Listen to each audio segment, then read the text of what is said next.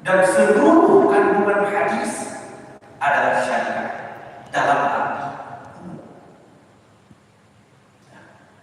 oleh. Tapi yang makna syariat dalam arti sempit bullshit. Makna syariat dalam arti sempit adalah af'alul mukallaf, perbuatan manusia yang sifatnya lahiriah, yang ditauku, yang memenuhi syarat hukum, menyoga cerita syarat hukum, nyangka syariat dalam arti sempit.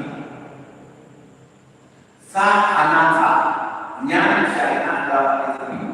Kira-kira syariat dalam arti sempit dan aspek hukum. Keempat ini aspek sempit hanya aspek hukum. Untuk membedakan makna syariah dalam aspek sempit dengan aspek yang luas, menurut dulu minal masyriq wal maghrib ila maghrib, seluruh pembangkas ajaran Al-Quran, seluruh pembangkas ajaran sunnah yang syariah secara umum, maka itulah yang disebut dinul Islam. Syariah dalam aspek sempit hanya pada aspek af'alul mukallafin yang sifatnya iqtidaan, yang disebut dengan aspek hukum. Hanya damang bidang uluhiyah, hanya damang tauhid, hanya damang tarikat, hanya damang tasawuf, aspek hukum saja. Contoh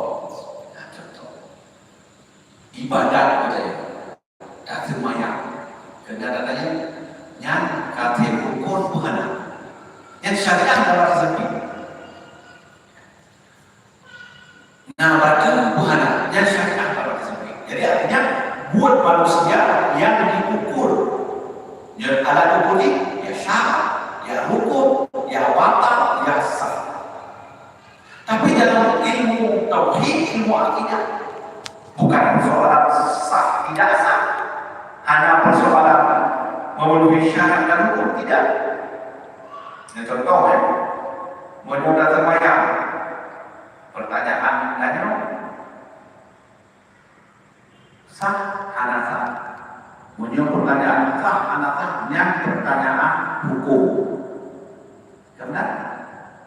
Tapi pertanyaan tanya tu lidah sembahyang yang memenuhi hukum, memenuhi syarat, diterima oleh Allah. Diterima.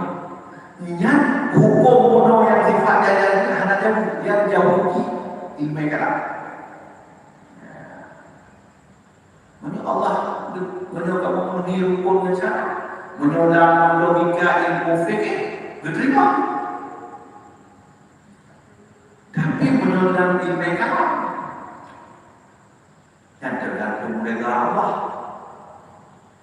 menyohana reda Allah, menurut ukuran manusia akan memenuhi syarat, menyohana reda akan mereka. Yang jawaban guru tadi ilmu kalam atau ilmu mamanya ulul ilmu ahli sufi tasawuf dah ilmu mana? Nah, pernah dengar saya yang ada ya, saya coba rafikan dia di dalam. Padahal itu adalah syair dari seorang sufiah besar, Najib bin Abdul. Yang hari itu boleh hukum fikih kan mana kita sekitar, yang mana kita tahu. Contoh, nonton Abu dengar lagu terapi.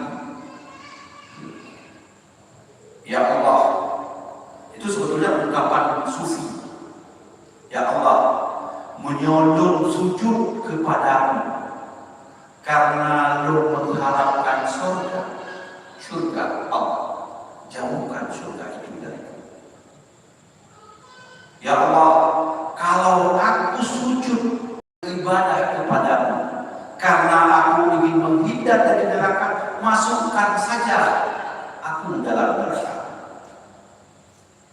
Tapi aku sujud kepadamu, aku beribadah kepadamu, bukan karena mengambil surgamu dan bukan menghindari dari neraka, tapi aku sujud kepadamu karena aku cinta dan mencari ridhamu. Kan beda jawabannya. Akhirnya orang mungkin baik dengan neraka dan maya, baik berharapkan surga, kan? Yang bagi orang sufi rendahkan udah, rendahkan ibadah udah rendahkan. Mentang bayangnya sifat materi.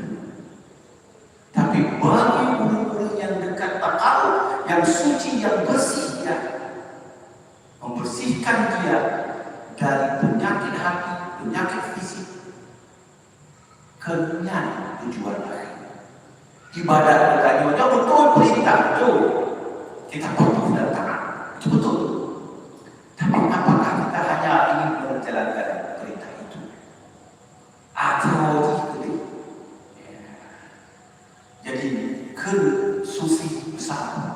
Tapi yang ada dia, lo sujud kepada ya Allah, lo rukuk kepada ya Allah, lo ibadat kepada ya Engkau ya Allah, kan lo harapkan surga. Ada bikin yang keluarannya, ada bikin. Gawagalah, lo sujud kepada lo ibadat, lo rukuk, lo salat malam, karena takut pada neraka. Kalau itu saya lakukan karena ingin menghindar dari neraka-Mu ya Allah, masukkan aku ke situ. Bedanya apa ya? Bukan hanya iman, tapi pun melakukan itu. Saya sujud, saya rukuk, saya berdoa, saya beribadah kepada-Mu ya Allah, karena mengharapkan ridha dan cinta-Mu kepada-Mu. Itulah yang namanya mahabbah dalam bahasa Allah. Ini sebagai perbandingan guna kalam tauhid, hukum fikih, dan tasawuf. Ya, level 4 ilmunya. Maka kenapa Abu Jamun kemudian bermalin tauhid, bermalin fikih, dan bermalin tasawuf. Yang levelnya itu semuanya adalah syariah dalam arti luas. Yang disebutnya, kaji banyak hantu itu apa yang kotek. Padahal itu penjelasan panjang sekali. Kemudian yang kedua, variabel kedua, itu bagaimana? Hanya ta'arif fil lughah, ta'arif istilahan saja. Dan perbandingan muqaranah dengan ilmu-ilmu dalam syariah. Ya. Kemudian yang kedua, syariat dalam sejarah, baik sejarah Nabi, sejarah sahabat, sejarah dinasti Bani Umayyah, dinasti Bani Abbas, kemudian dinasti Ottoman, Turki Utsmani, sampai Aceh Darussalam, itu punya sejarah syariah.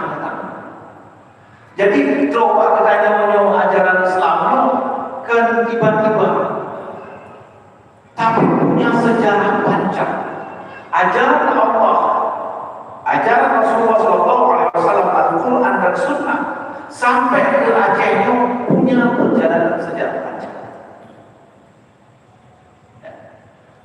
Punya sejarah panjang. Singkat maka sebenarnya kita tasyrih fi asar Nabi sallallahu alaihi wasallam, kiban syariah pada masa Nabi, kiban syariah pada masa sahabat, kiban syariah pada masa dinasti Bani Umayyah, kiban syariah pada masa dinasti Bani Abbas, kiban syariah pada masa dinasti Utsmani, Turki Utsmani, Maulah Aceh dengan Turki KBR, kiban syariah pada masa kesultanan. New memandu dan penjelasan. Yang memang banyak hal bapak anak bapak yang banyak hal.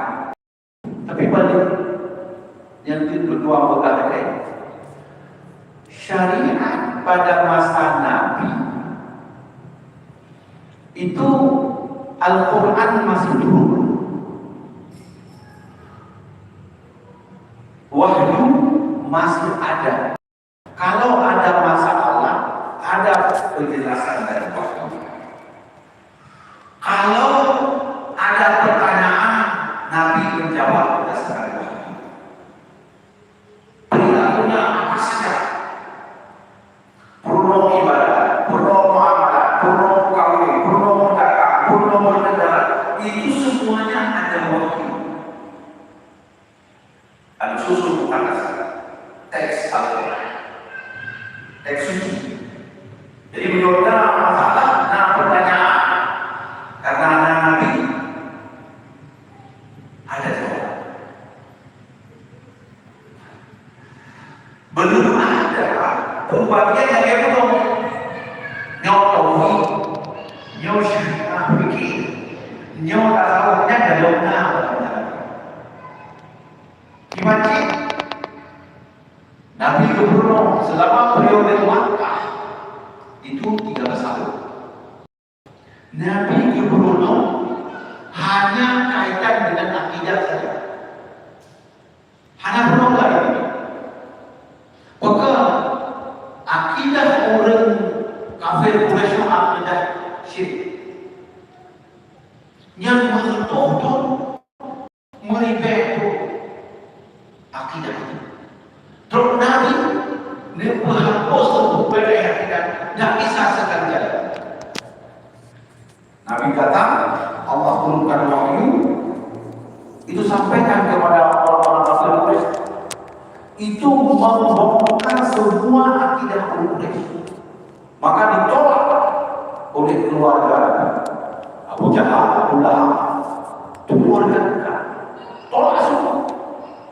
Cuma Nabi dikenal orang yang jujur, orang yang baik, orang yang adil, orang yang tidak berdusta. Tapi mereka tolak ajaran Nabi itu. Pertanyaan, apa kau? Jahiliyah, kena jahiliyah. Jahiliyah orang bangga, orang bodoh. Sesungguhnya orang Arab Quraisy, termasuk keluarga Rasulullah SAW di Aisyah, yang kemudian bodoh bukan orang tidak pintar, bukan. Ya, makna jahiliyah itu bukan orang bodoh. Dalam konteks dia mana kata itu jahiliyah dengan jahiliyah bodoh. Tetapi yang dimaksud jahiliyah itu adalah bodoh, tidak tahu, tidak mau menerima kebenaran. Mungkin benar bodoh orang Arab jahiliyah, oleh masa kafir Quraisy. Hanya mungkin tidak gampang. Orang Arab 14 abad yang lalu, Mekah itu pusat perdagangan dari Mesir, dari Syam, Suriah, ya, dari Palestina. Kumpulnya di Mesir. Kalau di kota Mekah, maka di Mekah itu ada namanya pasar Ukas, pasar besar di situ. Orang akan paling cerdas mereka. Yang itu hidupnya KPR. Pembukti cara berdagang. Siti Khadijah, Ummul Mukminin itu pedagang, orang kaya di kota Mekah. Dan Nabi Muhammad SAW bekerja pada orang kaya itu. Jadi kedua bodoh kuat sekali. Jadi orang-orang berdagang apapun cara, orang baca peluang, mana bisnis, itu orang jelas. Bahkan kekayaan Siti Khadijah menurut catatan sejarah itu sepertiga kekayaan kota Mekah itu milik Siti Khadijah, kaya sekali. Nabi kerja kan bawa pada ke Syam. Jadi orang Arab itu tidak bodoh pada apa sebenarnya. Yang kedua, kelebihan orang Arab pada masa Nabi Itu orang yang paling ahli dalam syair, Pak. Mereka dipertandingkan seluruh kabilahnya itu syair. Bukti, Pak, bahwa Quran cara syair. Orang yang bisa membuat syair adalah orang yang kuat imajinasi. Orang yang membuat syair adalah orang yang cukup berpikir tentang dirinya, tentang alam, dalam rangka. Itu orang buat syair.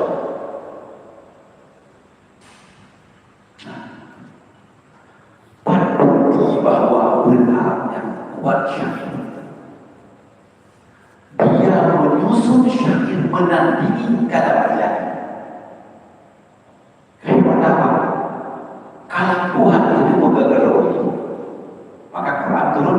Wa in kuntum fi raibin mimma nazzalna ala 'abdina fa'tu bi suratin min mithlihi.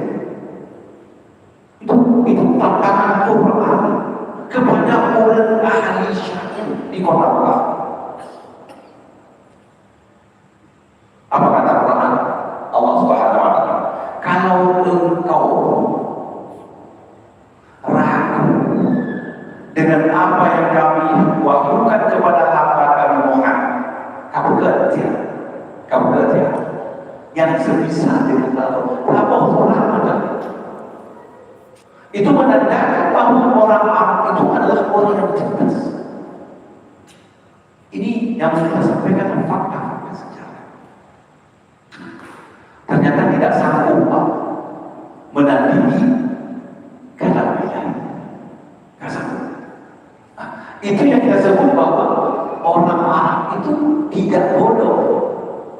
Cuma dia disebut bodoh. Kenapa disebut bodoh?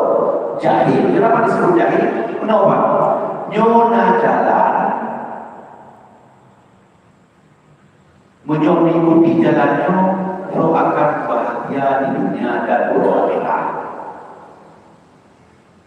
Nyo jaminan nyo jalan nyo hana jelah, ulo akhirat hana jelah, dunia hana jelah. Kemudian kedua apa jalan? Di orang Arabnya dipilih nyo, hana dipilih nyo disebut bodoh dia. Menyo orang pakai logika sehat, menyo ayat nyo jalan nyo kebahagiaan. Jalannya mengangkat harkat martabat kekal, jalannya membawa kehidupan di akhirat yang kekal dan abadi.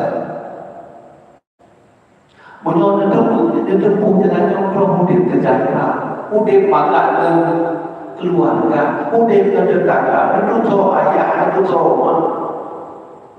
Berbakti kepada orang tua, bisa berdoa, nyo jalannya. Menyo jalannya. Tiba dan seterusnya. Wadena dua jalannya yang berbeda, yang hanaga. Ipilih hewan Arab Buddha, yang Buddha pada jalan kami itulah yang disebut dengan jadi. Jadi bukan hanya cara dia tidak mau menerima kebenaran. Jadi pada masa periode awal di Mekah, Nabi hanya mengajarkan akidah, membersihkan unsur syirik di dalam keyakinan. Baru periode Mekah itu Nabi mengajarkan hukum, praktek salat, ibadah, puasa, zakat, haji dan seterusnya. Jadi ini kita sampaikan bahwa fikih lagi yang ada dalam baca dalam kitab fikih mazhab Hanafi, mazhab Malik, mazhab Syafi'i, mazhab Ahmad bin Hanbal yang galau terbukukan pak masalah galaunya. Tapi dibaca mengkawin lagi nyo syarat hana kekun syarat hukum duduknya menyona masalah lagi yang benar adanya haram halal yang dengan kalimat boleh nyona mata hancur, nyona itu lagi. Jadi menyona masalah ada pertanyaan Nabi menunggu wahyu. Kalau tidak ada wahyu, Nabi memberi hadis, menyampaikan pandangan pada Nabi.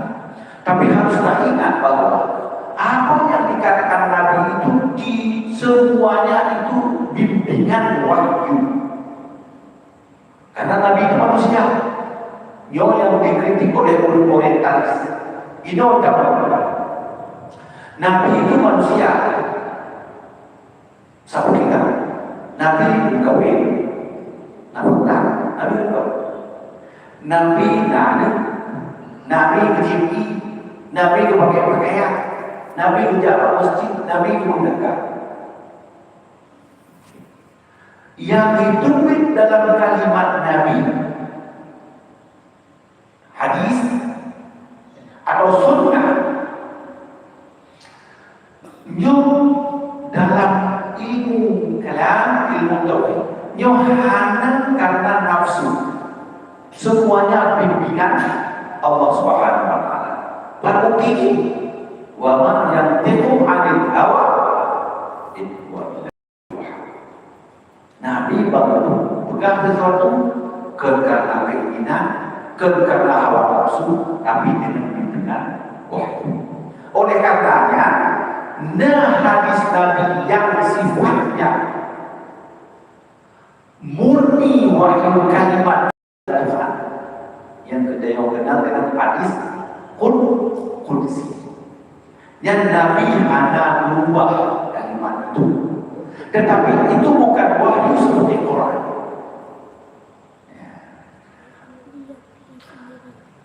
Ada lagi kandungan makna yang berubah Nabi, tapi bahasa format di Nabi. Yang hadis-hadis yang ada. Jadi, hadis qudsi yang memang pesan Quran, pesan Tuhan, teksnya seperti itu. Tapi menyeluruh yang sifatnya kandungan makna dan bahasanya adalah bahasa. Kedua-duanya adalah bimbingan wahyu. Wa ma yantiqu 'anil hawa. Jadi syariat pada masa Nabi seperti itu. Referensinya perilaku dan fi'lan wa tafsir. Jadi kita fikah galau bersusun. Ini pada kita fikah yang galaunya Pak Nabi. Yang apa? Yang pertanyaan dijawab tidak. Menyohana, yang pertanyaan perayaan oleh guru. Sehingga ada kalimat dalam Quran yas'alunaka. Yang baru jawabannya. Jadi itu bentuk bahwa ada pertanyaan. Jadi pada Nabi seperti itu. Jadi Quran nususul muqaddasah, kalimat Tuhan, wahyu suci, kalam ilahi murni dari Allah Subhanahu wa taala, melalui Jibril, tidak berubah satu kata, satu kalimat, satu huruf. Maka disebut Quran secara nuzul dari proses tawakkul, jadi katanya itu secara proses, secara bentuk, secara jumlah itu tawakkul. Kalau dalam bahasa usul fikih nanti katanya ayat Al-Quran, katanya Al-Quran. Jadi dari Al-Quran itu katanya, Quran itu secara nuzul katanya, secara nuzul ada perbedaan. Cuma di dalam teks ada katanya, ada tadi. Menurut dalam hadis hanya yang tawatur yang katanya, yang non tawatur tidak transmisi rame-rame itu disebut tadi. Yang mungkin kajian tabok katanya, katanya urut, katanya tidak. Katanya dari segi proses turun dan katanya dalam arti.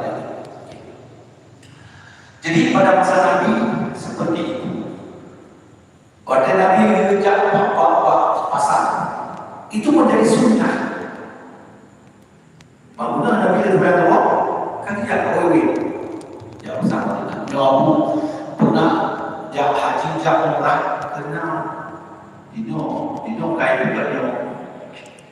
Daripada level 20 tahun kalau ikut bagi level dari Saudi umrah dan ada Medina. Yang zaman pasar Madinah ini kan sampai pakai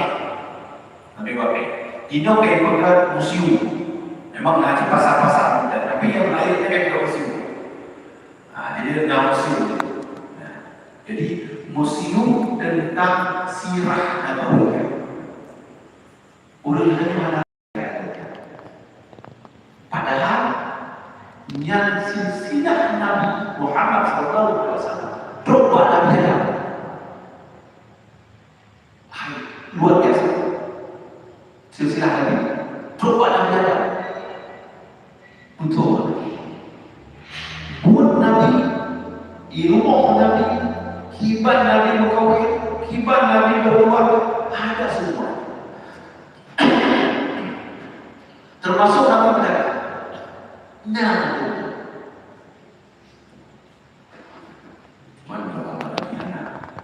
tapi gambar-gambar guru-guru Mekah ilustrasinya itu guru-guru Arabinya. Padahal kalau masuk ke situ itu sama dengan membaca satu sirah Nabawi. Perjalanan kemudian yang kedua, jadi syariah pada masalah ini bagaimana? Nabi tidak berperang itu syariah, sunnah. Nabi juga berjaga sunnah, jadi syariah. Karena sumber dari syariah itu Al-Quran dan Sunnah, Al-Quran dan Hadis. Nabi tidak berdagang, Nabi tidak berperang, Nabi kemudian dakwah, itu semuanya syariah. Itu adalah contoh teladan, dan itu adalah bagian dari ajaran Al-Quran secara umum. Karena menuhana penjelasan Nabi, Al-Quran itu sulit untuk kita laksanakan. Dia tidak boleh sunnah, tidak boleh hadis, yang boleh yang gimana cara? Kita yang sembahyang karena petunjuk Nabi, kita yang jahat wajib karena petunjuk Nabi, cara Nabi. Tapi juga, anak boleh sunnah, anak boleh hadis. Dalam Al-Quran pemikirannya gimana cara? Jadi oleh karena itu isi Al-Quran secara menyeluruh itu ada di dalam sunnah Rasulullah SAW. Ada dalam hadis. Bagaimana cara dalam itu? Kita jangan kau dekor dan kau Nabi yang kau katakan atau nama lupa. Gimana? Menyatakan kalian qaulan fi'lan wa taqriran Rasulullah sallallahu alaihi wasallam untuk abad Cina termaktub di dalam kitab hadis. Kutubus sittah. Kitab hadis Sunan Abu Dawud, Sunan Nasa'i, Sunan Tirmidzi, Sunan Ibnu Majah, Musnad Imam Ahmad, Imam dua sahih Bukhari dan sahih Muslim, kitab hadis. Menyonyo tak kumpul, nyo memandu tuh tak ada. Kaulan fi'lan wa taqriran Rasulullah SAW. Walaupun ada yang hana tak lupa dengan Nabi, hana tak lupa dengan sahabat, hana tak lupa dengan tabi'in, hana tak lupa dengan tabi'in, tapi perilaku Nabi, perkataan Nabi, perbuatan Nabi sampai dengan persetujuan Nabi terhadap praktek sahabat direkam semua. Menyoal doa Nabi, catat hadis itu. Karena kita yang bisa menjelaskan hadis itu dan menjelaskannya. Cukup belum hanya bersalah, itu karena itu paling tidak dan karena. Bahkan yang kajian hadis tersebut hadis, karena kajian hadis itu yang menyoal kajian hadis dari pun sampai kitab hadis itu yang kali gambaran iman Nabi dia mulai berdiri sampai tengah malam itu semuanya ada. Walaupun kita tidak ada dengan Nabi. Jadi bunyinya betul Nabi baca hadis. Jadi yang syariah pada masa Nabi seperti itu. Bahkan mengenai hal-hal yang dalam Al-Quran, Nabi bermusyawarah juga. Walaupun musyawarah Nabi itu tidak sama dengan musyawarah kita. Musyawarah Nabi adalah bimbingan. Musyawarah kita belum tentu tidak ada bimbingan wahyu. Berdasarkan ilmu, berdasarkan apa? Jadi beda. Jadi artinya apa? Syariah pada masa Nabi